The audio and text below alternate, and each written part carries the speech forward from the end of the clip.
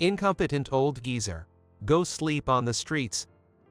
John, a department head from another section, used his power to make me his subordinate, then spewed such abusive language. I'm in shock from an unbelievable scene I witnessed at home. It's because my wife, Sarah, who was supposed to be supporting my dream of becoming an artist, was mocking me behind my back. It was a moment when all the happy times of our marriage seemed to shatter in an instant. Thank you very much. What? I pretended to be strong in front of John and Sarah, and then left the scene. Even though the place I just left was my house, I wonder why I have to leave. However, I couldn't bear to be in the same space as them while they were in the middle of bad-mouthing me. Later, I would meet an artist I admire in a museum. At that time, I had no idea this meeting would lead to my revenge. My name is Sean. I just turned 50, a perfectly average office worker. I don't stand out much from others, but I am somewhat confident in my painting skills. While working at a medium-sized company, I was striving to realize a dream. It was my dream to hold an exhibition. I have always wanted to become an artist since I was little, though I don't expect much. Dad, Mom, when I grow up, I'm going to be an artist and make everyone happy. That's a wonderful dream. You can surely make it come true. Yes, that's right.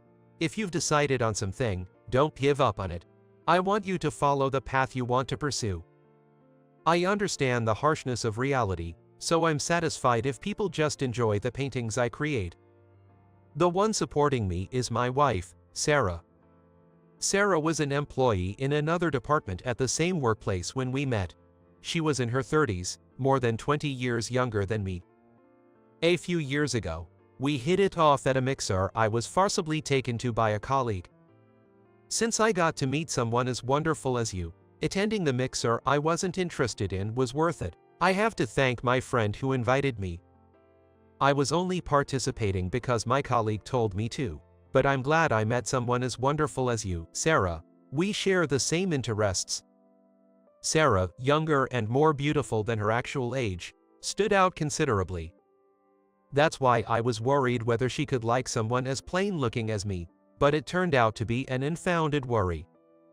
Afterward, we went on several museum dates before getting married, and we've been living happily ever since.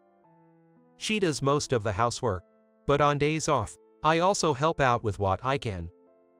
I leave all the financial management to her, as I work hard to provide her with a comfortable life. She is a wonderful person full of compassion. You will definitely realize your dream. After all, you draw such beautiful pictures. Everyone will notice the quality of your work. Every time I complete a piece, she would say that. I thought she was a reliable supporter who encouraged my dreams more than anyone else. So even if my dreams didn't come true, I intended to cherish her. Yet, I never expected such a betrayal. It was so terrible that I would want to go back in time to warn my past self. It was a day with a steady drizzle. As I headed to my office, I pondered the artwork I had been creating in my home studio. After placing my umbrella dripping with raindrops in the umbrella stand, I opened the door to the marketing department. I placed my belongings at my assigned desk and spent the time before work started relaxing, when I overheard voices nearby. It seemed that my colleagues at the nearby desks were excited about a certain topic. Hey, did you hear? Michael is coming to America. Really? He's usually active overseas. That's unusual. Apparently, a famous artist is coming to America. I listened intently, recognizing the name. Unable to contain my excitement, I found myself joining their conversation. Is that true? My sudden interjection seemed to surprise them. They blinked in confusion, but soon filled me in on the details. Oh, yes. I forgot you were a fan, Sharon. Michael is coming to America this weekend. He'll be holding an exhibition at a museum in New York and participating in events there. Since he creates such wonderful paintings, I'm naturally curious. I'm not usually interested in such things, but I really like Michael's paintings. Michael is an artist who will turn 60 this year. He is globally renowned and has many fans. His delicate creations captivate even those who usually have no interest in art. I've always hoped to create works like his. As I got absorbed in my farts, the workday began, and I focused on my job. In the office, I mainly assist others with their tasks. Especially for newcomers, managing their own responsibilities is challenging enough, so I always keep an eye on them. Take your time, there's no rush. Oh, don't worry about this. I'll put it back where it belongs. Even now, I was putting a new employee manual back on the shelf after helping another employee. During this, I was approached by a man. It was John, the sales department head. For some reason, this mid-30s man sees me as an adversary. Although he is a capable person having reached the position of department head at a young age, he often looks down on others. 3 years ago, when I helped with sales work due to a certain incident, he was terribly rude. Back then, he used to say things like this daily. A man in his 50s who can barely do his job and is slow is useless. I don't need your help, so just go back to your own department. His attitude infuriated me, but quitting my job impulsively would have troubled other employees. So, at that time, I endured daily and ignored his abusive language. What could have brought John to our department? Curious, I watched as he headed towards a famously beautiful female employee in this department. You drop your handkerchief in the hallway. Apparently, he had just come to send it. Smiling as he handed over the handkerchief, he suddenly took out his phone, his facial expression changing to one of concern. Then, with a worried look, he quickly left the area. I wondered if there was some trouble in the department. However, he didn't need to come during work hours, but perhaps he came so quickly because the owner of the handkerchief was beautiful. I recalled how he had a weakness for beautiful women. If he saw any man flirting with a woman he was interested in, he would get extremely irritable. As I worked through the afternoon, past events came back to me. It was about the time I met Sarah. I remember trying to invite her to lunch. When the lunch break arrived, I was on my way to meet Sarah, who worked at this company at the time, when John and Sarah approached from the opposite direction. The people in our department had a hard time. Food poisoning from a snack is really unfortunate. That's true. It's a hassle when someone causes trouble like that. They're going to be in big trouble. They seemed to be discussing a recent incident. After noticing me, Sarah ran over to me, so I didn't think too much about their conversation anymore. However, if I had known a little more about their relationship at that time, things might have turned out differently afterward. Perhaps I wouldn't have been shocked to learn about who she really was. As I was absent-mindedly continuing my afternoon work, I received startling news. Sarah has collapsed. I need to get to the hospital quickly. This was the bad news that my beloved wife had been taken to the hospital about an hour ago. I was so distraught that I can't remember who told me or how. I was simply too worried about her. Although someone who happened to be there was accompanying her, it was not comforting at all. Wanting to see her as soon as possible to feel reassured, I caught a taxi to the hospital.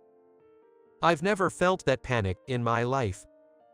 Leaving work early, I arrived at the hospital, gave my name at the reception, and was directed to her room.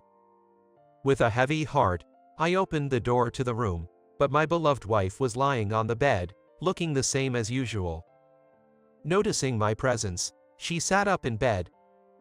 Are you okay, Sarah? Did you get injured, or is it some illness? It's nothing serious, calm down. They said it was due to overwork, it's just a bit of fatigue. She smiled reassuringly, but I felt doubtful about her words. She hadn't had plans to go out recently, other than for shopping, and she wasn't involved in any physically demanding activities. Overwork, but you've been at home all the time. You know, it's been raining a lot lately. The house felt damp and it bothered me, so I've been cleaning a lot every day. I guess I got tired from that, and I fainted during a walk. Fainting from doing household chores to that extent seemed unusual. She was not someone prone to illness, so I found it odd. However, because it was my beloved wife's word, I chose to believe her at that moment. I hit my head when I fainted. So, you were just being checked out at the hospital, just to be sure. Yes, the doctors tend to exaggerate. That's good to hear. Relieved that it was not serious, I felt comforted. Sarah, who is over 20 years younger than me, has always been incredibly devoted, in a way that surprises me. Her words, encouraging me again and again to pursue my dream of becoming an artist, echoed in my mind. The thought of anything happening to her was unbearable. With the conversation winding down, I decided to ask about something that had been on my mind. By the way, I heard at work that someone accompanied you in the ambulance.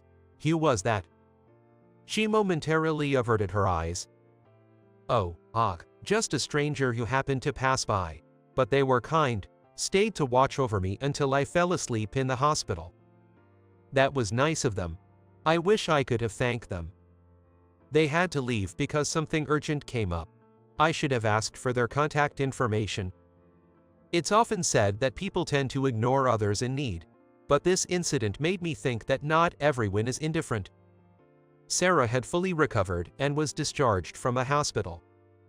I was happy to have our normal life back, but it seemed that peace was only temporary. One day, as I finished work earlier than usual, I decided to buy some donuts, Sarah's favorite treat. I chose 3 kinds she liked and headed home in a good mood, but upon entering, I heard an unfamiliar voice. It was the laughter of a young man. Thinking a guest might have visited, I walked into the house. Then, in the living room of my own home, I saw a man and a woman. They were watching TV, laughing and sitting close together and having their arm around each other's shoulders. Haha, did you see that? What a silly animal. Absolutely, it's so silly. The two of them were watching a show about animals. The TV screen continuously displayed animals in goofy poses. The volume of the TV was so high that it likely erased the sound of me walking into the house. They seemed unaware of my return. I was about to talk to Sarah when I was taken aback by the man's voice. I was really surprised when I heard you were taken to the hospital. I was shocked when I saw the email. I'm sorry for worrying you, but I was happy you came. By the way, there was someone with you, right? It wasn't another man, was it? Of course not. It was just a man from the neighborhood, don't worry about it. The voice conversing so familiarly with Sarah belonged to John. Well, as long as it wasn't someone else. Let's make a game of it. Let's name people who resemble the silly animals we're seeing now. That sounds fun. Let me start. That slow animal from earlier definitely reminds me of Shan. No doubt, he was slow when we worked in the same department too. The two burst into crude laughter, clearly enjoying their insult fest. They continued comparing people to the goofy animals shown on TV. Your husband is late today, isn't he? Do you miss him when he's not around? Of course not. It's easier without him. He's always dreaming up silly things. It's exasperating. To think he could become an artist with those childish drawings. It's just not going to happen. Their mocking laughter and the torrent of insults flowed effortlessly. When I heard Sarah's words, I was so shocked that I wondered if I was being delusional. However, when I pinched my cheek, I felt real pain in that area. Hey, you shouldn't say things like that, it's too cruel to your husband. I was so overwhelmed by what they were saying that I dropped the donuts I was holding. The noise finally made them notice me. Sarah and John looked towards me. Have you two been having an affair? Sarah didn't respond, but John smirked dismissively and spoke up. Yes, idiot. It took you long enough. As he approached me, he nonchalantly placed his hand on my shoulder. Your face right now is priceless. I've wanted to do this for a long time. I fell for Sarah first, and then you went and married her." Hearing this, Sarah sweetly addressed John. "Don't be mistaken, John. I never loved this man. I was only after his money, thinking it'd be nice to have plenty when I'm with you. After all, he did have a lot of savings." With a smooth cruelty, Sarah smiled and linked arms with John, flaunting their closeness. "In fact, I just showed him the bank balance. Indeed, looks like he had saved quite a bit." At that moment, I fully realized the true nature of the woman I had thought was my wife. She must have been mocking me all this time while we lived together. I was foolish to be deceived in such a way. "So, stay out of our way and leave this house." "Why do I need to do that? This is my house." I rasped out these words of resistance, but John just said, "So. Stop playing the victim. It's annoying. Remember when we worked in the same department? I was irritated by you then too. You were trying to teach me work, yet you couldn't do much yourself, always bothering me with your chatter. You're still incompetent, aren't you?" I remembered the times I had worked with John. Everything I had done, I did thinking it was for the best. I was swamped with my own work, but never wanted to leave the younger employees struggling, despite my intentions. Now, I'm the department head, and you're just an entry-level employee. How does it feel to be overtaken by someone younger? Besides, I'm pretty well connected with the executives.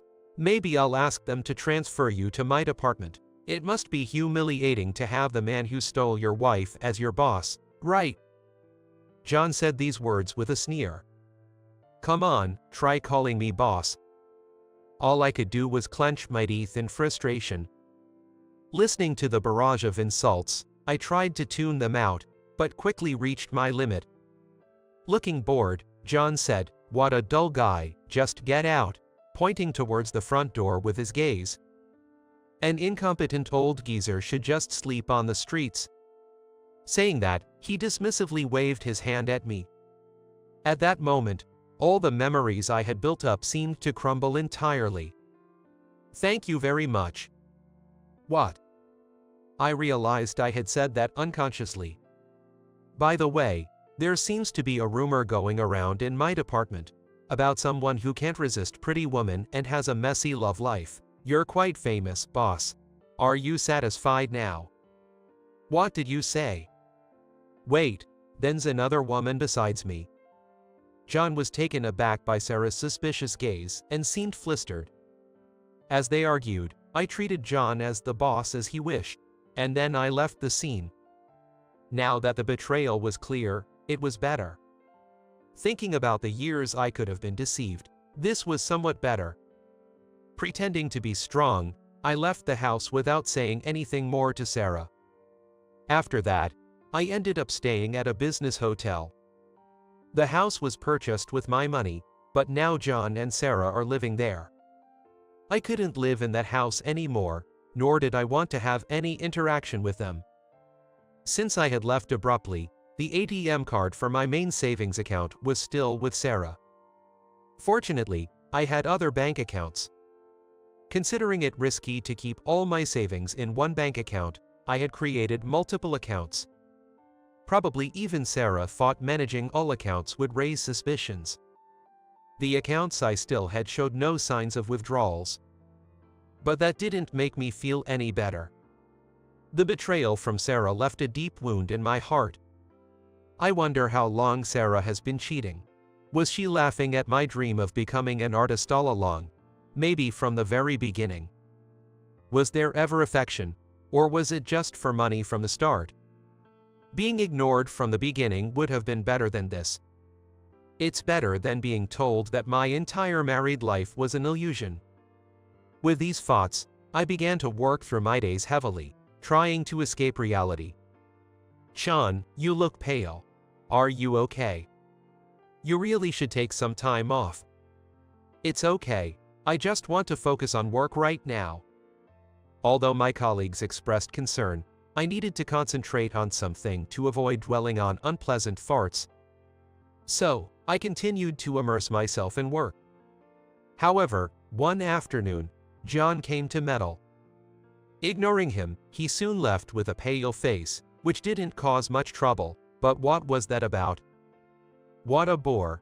Your future boss is here to see you, and that's how you react. Initially, he laughed, but after glancing at the department entrance, he fled as if escaping. At the end of his gaze, a woman stood blushing. Later, a colleague told me that John was being followed around by a woman from another department. Whenever he came to work, he walked the halls as if running from something. Colleagues had witnessed this. From that day on, he became busy evading female employees daily. After focusing on work for a while, a bit of my motivation for other things started to return. So, on a day off, I decided to refresh myself by visiting an art museum. There, an exhibition by the currently popular Michael was being held. Excited about what kind of artwork I would see, I was surprised to find Michael himself at the exhibition. Is that Michael himself? Seeing the face I had only known from magazine interviews and TV up close made me doubt if he was really there for a moment. I even rubbed my eyes and muttered to myself. Perhaps he noticed my intense gaze. While standing quietly in a corner of the museum, Michael approached me to start a conversation. You wanted to see me? Oh, no, sorry, I was just staring. Michael's voice was calm, and even though it was our first meeting, I felt relaxed. That's all right, I'm used to it, but you look quite pale. Are you not feeling well? I'm fine, really, just a bit tired from everything that's been going on. I tried to sound strong, not wanting to worry someone I admired. But it seemed my spirit was more frayed than I thought. Tears began to fall without me noticing. I'm sorry, I just found out recently that my wife was cheating on me, and I thought I could handle it, but perhaps I was at my limit internally. When the tears flowed, it felt like the tension went away. There's no need to rush. Crying is just your heart doing what's necessary to heal. If you need to, go ahead and let out all the painful things that have happened. Michael, seeing my face, spoke in a gentle voice, which probably reassured me. I felt that he would listen to my story without making fun of it. So, I talked about what had happened to me recently and continued crying for a while. Though it felt odd to be doing this with a stranger, I sensed a mysterious aura of trust. As a result, I felt embarrassed but also a bit relieved. After the storm in my heart had calmed down, I thanked him. Thank you. I'm all right now. However, Michael didn't seem intent on ending our connection there. He continued the conversation about my desire to become an artist. So you're creating art to become an artist, huh? I'm actually planning a joint exhibition soon, but we're short on hands. Would you like to participate? What? With you? His sudden proposal took me by surprise. Could something this wonderful really be happening in my otherwise ordinary life? Seeing my bewildered expression, Michael continued with a softened look. The next gallery where I'm planning the exhibition owes me a big favor, but due to a planning mistake, we're short on the number of artworks to display. It felt too good to be true, but if I refused, I knew I'd regret it for the rest of my life. Of course, we'll proceed after I've seen your works. I didn't want the betrayal by Sarah to just be a sad memory. With that determination, I just nodded. If you think I'm good enough, I'd be grateful to join. Part of me wanted to help because my admired figure seemed in need, not just because it was an opportunity. Things progressed quickly after that. Normally, there would be more detailed explanations, but only the bare minimum was provided. Probably because there wasn't much time left until the event. After several busy weeks, the day of the exhibition arrived. In one corner of the museum, several of my paintings are displayed in a less prominent spot. These are items I moved from the house when Sarah and John were not around. It was a challenge to get everything done by today, but I'm relieved that it somehow worked out. Never thought a day like this would come. It's like a dream. As I watched the visitors come into the museum, I felt deeply moved. Just having a conversation with Michael, someone I looked up to, was a joy, but to have my childhood dream come true in this way was beyond my expectations. Mom, Dad, look. I like that painting over there. What is it? Oh, that's definitely Michael's style. It's wonderful. Oh, that one. Nice, isn't it? Most visitors were there to see Michael's artwork. Only a few stopped to look at mine. But even that made all the hard work worth it.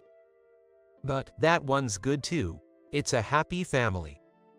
Oh, what a heartwarming painting. This seems to be someone else's work, but it must have been painted by a wonderful person. Among the pleased visitors was a journalist. This male reporter had come to cover Michael's work, but he also took notice of mine. After his coverage, not only did he feature the exhibition in a newspaper article, but he also talked about it on a TV program. Soon, my work began to attract a lot of attention.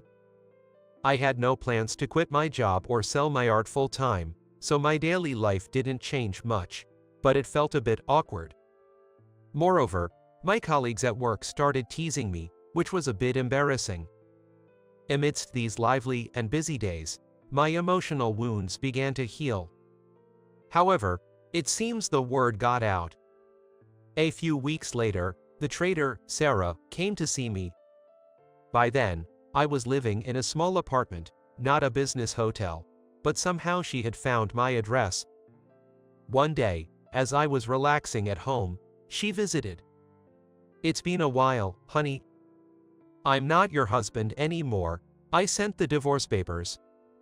I was surprised when I opened the door, and so Sarah. And surprised that she called me honey. Sean, I was out of my mind back then. Let's get back together. What are you talking about? Our relationship is over. I've already signed the divorce papers. Just sign them too. Don't say such sad things. Back then, I didn't realize how wonderful you were. Seeing her ingratiating smile, I looked away. Her demeanor changed so quickly it twisted my facial expression. She probably thought she could squeeze money out of the now famous me. There was no love in it, I was sure. I didn't want to talk to her anymore, so I tried to close the door. But Sarah jammed her hand in the door gap. Please leave. Come on, you could listen a little more. I have nothing to talk about. That's harsh. I supported your dreams so much. Despite having mocked my dreams behind my back, how could she say that? I felt a swell of fury within. Just as I was about to say please leave again, Sarah started looking around nervously. For some reason, she began to dart her eyes here and there. Seeing her suspicious behavior, I asked her, is something wrong? Actually, I've been suffering from a stalker. This persistent weirdo is bothering me, you know. Won't you help your former wife? While I did think that was tough, I still couldn't bring myself to help her. I could have tolerated the infidelity.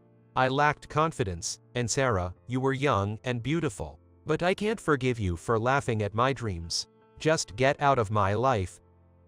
I said that, but she looked displeased. Stop dwelling on the past.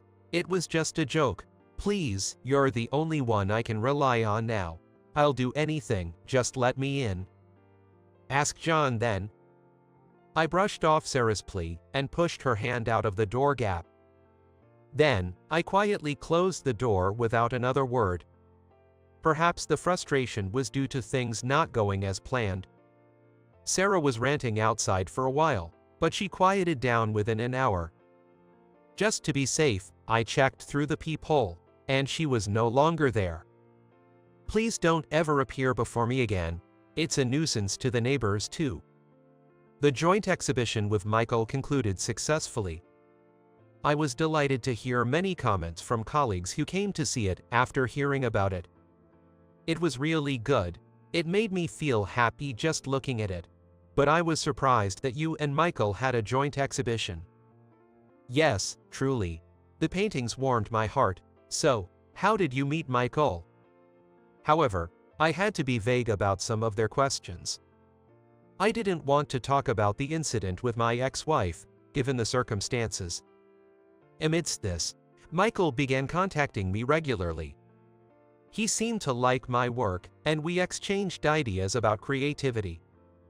You have many paintings of smiling families. What made you choose that theme? I think the family is the smallest group in society. If that group is filled with smiles, I believe they can endure any hardship. That's a wonderful way to look at. You seem to excel at creating works that support people's spirits. In my personal life, being betrayed by someone who was supposed to support me can be seen as an ironic outcome. Hearing Michael's words, I found myself in a complex state of mind. Yet, since that exhibition, I feel I've grasped something new as an artist. I feel like my skills in expressing the essence of my works have improved. I'm enjoying creating art even more. However, Sarah and John don't seem to be having as much fun. Surprisingly, Sarah was cheating with John and several other men. This included the one who had accompanied her to the hospital. She had multiple issues with several men and seemed to have gotten involved in crimes. Previously, she often looked tired because her dates overlapped. This was something the old ladies in the neighborhood told me about. While I was at work, there were rumors of her walking around cozily with different men. I saw Sarah briefly recently. She was arguing with a man. I'm a beautiful woman dating you, so you should at least buy me dinner. A guy as stingy and ugly as you is worthless. I'm not seeing you anymore. What, weren't you serious with me? Her personality hadn't changed at all, and I felt a bit sorry for the man who was taken advantage of. Her dealings with the opposite sex likely brought her trouble. She was stalked by multiple men, and even earned the ire of some women. At that time, Sarah had a horrifying experience, but it was no longer any of my concern. By the way, when I moved to this apartment, I accidentally brought books Sarah was reading. I don't usually read comics, but I secretly returned them after whimsically reading their contents. The story followed a classic comics plot, where the protagonist becomes attracted to a man who is working hard for his future. However, I was shocked when I read a line in it that Sarah had once said to me. You will surely achieve your dreams. You draw such wonderful pictures. Everyone will recognize the quality of your work. These were words that Sarah had said before. Those words that once moved my heart were all lines from a comics. The Sarah I saw was an illusion from the start. Months later, I thought I wouldn't be involved in exhibitions anymore, but it seems I was meant to. This time, I was approached to have a solo exhibition. The museum director who really liked my work offered me this opportunity, which I deeply appreciated. It was my first solo exhibition, so I was very anxious and contacted Michael. I've been asked to hold an exhibition. Can I ask for your advice? Really? Congratulations. I'd be happy to help. Michael kindly advised me, and with his help, I managed to make the exhibition a success. I was proud to make the visiting families happy. Mom, Dad, this painting looks so fun. Yes, it's an artist I hadn't heard much about, but I'm glad we came. Yo, I know someone who likes this kind of stuff. Maybe I'll introduce them to it. However, I never expected to run into Sarah there. Sean, it's been a while. Actually, I need some money, about $30,000. Is that okay? I don't know what she did, but it seems she's in debt. I can't comprehend how she could show her face to me so brazenly after such betrayal. Did you come here just to say that? Sorry, but look elsewhere. Why don't you ask John? He got fired from his job for misconduct. I can't rely on him. So, you need to do something about it. Apparently, John had been fired from his job without my knowledge. He had been harassing me, but there had been no contact at work recently, which I found odd. I recall hearing rumors about him recently from a colleague. John was being pursued by a delusional woman, who even showed up at his house, and he looked quite haggard. What an unresolved ending. You're not my wife or anything to me anymore. It's causing trouble for the other guests, so please leave. How can you be so heartless? I won't rely on you anymore. Sarah threw insults at me and glared, but, feeling the stares from around, she quickly left the scene. Later, I found out that Sarah had tried to sell my house to pay off her debts. I knew it couldn't be done due to procedural issues, but it was disappointing. Her parents stopped her, so she gave up on selling the house, but it was outrageous. Thanks to Sarah's parents, I was able to return home later. Honestly, there aren't many good memories there. But I wanted to repay the kindness of her parents. Their house is quite old, so I decided to give them my house to use as they wish. Furthermore, I heard that she had been in trouble with the police, but by then, I didn't care about her anymore. Afterwards, my artistic activities accelerated smoothly. Now, an exhibition has been set up in a museum abroad. Not only in America, but people from other countries will also see my work. I couldn't have imagined such a thing a little while ago. I feel incredibly fortunate. Previously, I thought it was enough to paint as a hobby while working. But my mindset has changed a bit. I'm spending more time on artistic activities, so if exhibitions keep increasing, I'll need to think about the future. Including these worries, I emailed Michael in detail, and he said this: "Your success isn't just luck. It's because you've continued to work hard without giving up on your dreams." Hearing that, I remembered. I was saved by Sarah's encouragement when I almost gave up on my dreams several times. But there were other sources of motivation besides her words. It was what Michael answered in an interview in a magazine. Achieving your dreams is tough. We know not everyone's dreams come true. But that's why the pursuit of dreams is wonderful and noble. I hope everyone continues to pursue their precious dreams. The sense of achievement when you fulfill them is incredible. I intend to keep remembering these words moving forward.